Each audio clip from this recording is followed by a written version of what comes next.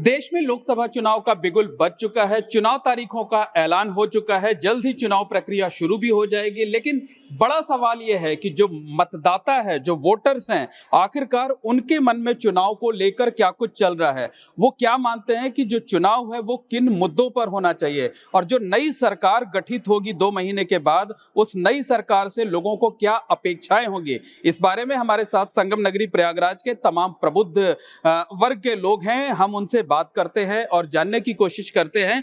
क्या नाम है आपका? चेतन निगम। आप ये बताइए कि क्या लगता है कि जो चुनाव का डिक्लेरेशन हो चुका है, कार्यक्रम जारी हो चुका है, चुनाव में बड़ा मुद्दा, अहम मुद्दा क्या है? एक आम नागरिक होने के नाते आप क्या सोचते हैं?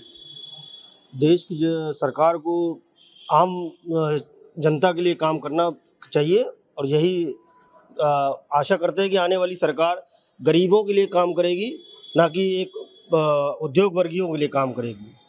तो मेरी यही अपेक्षा है कि आने वाली सरकार देश की गरीब जनता, आम जनता के लिए काम करे। मतलब आम जनता सरकार को चुनती है तो आम जनता के हित में काम होने चाहिए, उसके हित में फैसले लिए जाने चाहिए। क्या नाम है आपका? आलोक कुशवाहा। हम चाहते हैं कि राहत देना बंद करें, रोजगार दें सभी को, सभी नवयुवकों को। हम चाहते हैं कि रोजगार मिले, हमको राहत, राशन, इस सब नहीं चाहिए। मतलब जो फ्री राशन दिया जा रहा है या तमाम चीजों पर सब्सिडी दी जाती है, आप उससे सहमत नहीं हैं?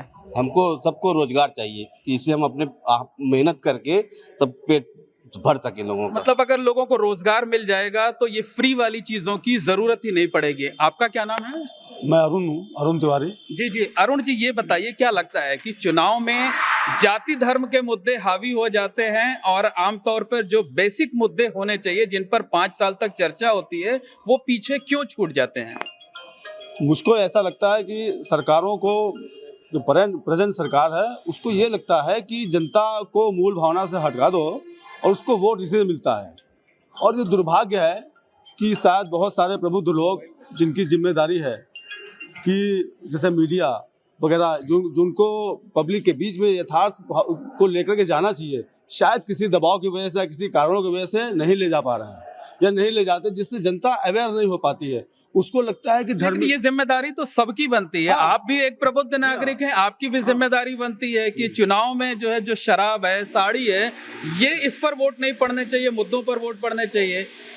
तो देखिए, और भी लोग हैं उनसे। आपका क्या नाम है सर? मैं सुनील श्रीवास्तव। सुनील जी, ये बताइए कि जो नई सरकार बनेगी 2 महीने के बाद, जिसको आप लोग चुनेंगे, यानी जो बहुमत से चुना जाएगा, उस नई सरकार से क्या अपेक्षा रहेगी?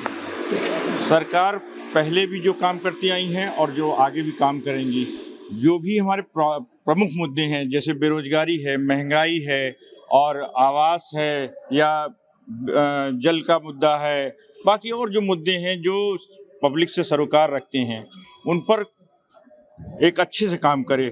जो भ्रष्टाचार का एक मुद्दा मेन था, भ्रष्टाचार एक बड़ा मुद्दा होना चाहिए। अविनाश जी, आप तो ट्रेड यूनियन के लीडर हैं। अगर ट्रेड यूनियंस की हम बात करें तो जो ट्रेड यूनियंस हैं, जो ट्रेड से जुड़े हुए कर्मचारी हैं, उनके लिए क्या मुद्दे हैं जो इस चुनाव में अहम होंगे और जिस पर आप लोग वोट भी करेंगे, वोट डालते वक्त ये भूल जाएंगे कि किस जाति के हैं, किस धर्म के हैं, किस क्षेत्र के हैं? मुद्दे क्या होंगे?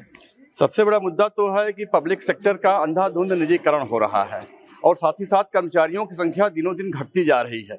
LIC जैसी संस्था, जितने देश की तरक्की के लिए अपनी स्थापना के समय से ही लगातार सबसे बड़ा योगदान पंचवर्षीय योजनाओं में देती जा रही है, उसके निजीकरण का प्रयास भी सरकार ने शुरू कर दिया है 3.5% विनिवेशीकरण करके।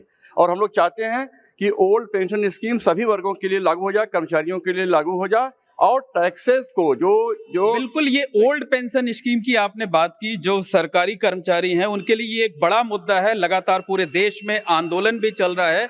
आप जरा सा आगे आ जाइए। क्या नाम है आपका? सर्वेश सिंह।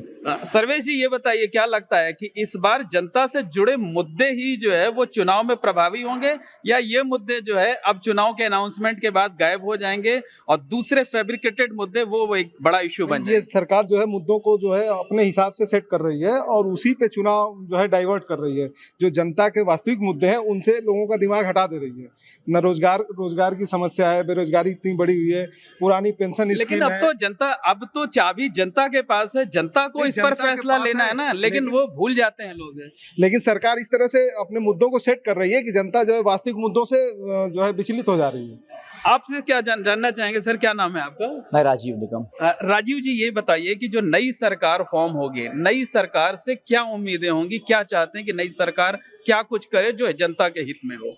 देश में सरकारों का निर्माण देश की जनता के हित में काम करने के लिए और देश के हित में काम करने के लिए हुआ है। देश के हित में काम करने का मतलब है कि देश में रहने वाले नागरिकों के हित में काम करना, चाहे वो किसान हो, चाहे वो मेहनतकश मजदूर हो, चाहे वो महिलाएं हों और चाहे वो छोटे उद्योगपति हों जो देश का निर्माण करते हैं। तो देश की जनता के हित में काम करना ही सरकार की जिम्मेदारी होती है और इसी जिम्मेदारी को करना भी चाहिए। कोई भी सरकार बने, कोई भी सरकार बने, उसको इस जिम्मेदारी को करना चाहिए। झूठ फरेब के आधार पर सत्ता पा जाना। आप सहमत हैं इनकी बातों से?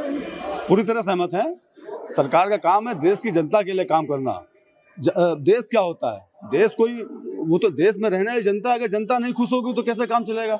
बड़ा दुर्भाग्यपूर्ण तथ्य है कि 85 करोड़ लोगों को आज भी, साथी कह रहे थे अभी, 5 किलो अनाज दिया जा रहा है। तब आप उम्मीद करते हैं कि अब जो नई सरकार बनेगी वो जनता के जो मूलभूत समस्या है उसके बारे में कोई फैसला लेगी, जनता के हित में काम करेगी? जी हाँ, करना चाहिए और हित में करेगी तभी देश के लिए हित होगा। तो बिल्कुल ये संगम नगरी प्रयागराज के प्रबुद्ध नागरिक हैं जिनका ये कहना है कि नई जो सरकार बने उससे उन्हें इस बात की उम्मीद होगी कि जनता से जुड़े हुए मुद्दों पर काम करे, उस बारे में फैसला ले और इस तरीके के कदम उठाए जिससे आम नागरिकों को फायदा हो सके और ये मैसेज जाए कि ये आम नागरिकों द्वारा चुनी हुई ऐसी सरकार है जो आम नागरिकों के हित में काम कर रही है।